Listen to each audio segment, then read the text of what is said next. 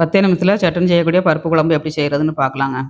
கடாயில் 1 டம்ளர் பருப்பை போட்டு நல்லா வறுத்து எடுத்துக்கோங்க. நல்லா சிவக்க வறுத்துட்டு தண்ணி ஊற்றி நம்ம ஊற வச்சுக்கணுங்க. ஒரு 20 நிமிஷம் ஊறினதுக்கப்புறம் அப்புறமேட்டு நம்ம குக்கரில் மஞ்சள் தூள், பெருங்காயத்தூள், இஞ்சி, தேங்காய் எண்ணெய், அப்புறம் கருவேப்பிலை தழை எல்லாம் போட்டு நல்லா வேக வச்சு எடுத்துக்கோங்க. ஒரு தேங்காய் மசாலா அரைச்சிக்கிடலாம். பச்சை மிளகாய், மஞ்சள், அப்புறமா பூண்டு, வெங்காயம், கருவேப்பிலை தழை, தேங்காய் எல்லாம் போட்டு நம்ம எல்லாம் அரைச்சி எடுத்தாச்சுங்க. பருப்பு நல்லா வந்துருச்சு. இந்த மாதிரி கீரை மத்த போட்டு நல்லா கடைஞ்சிக்கோங்க. 2 விசில் தான் விடணும். அதிகமாக விடக்கூடாது.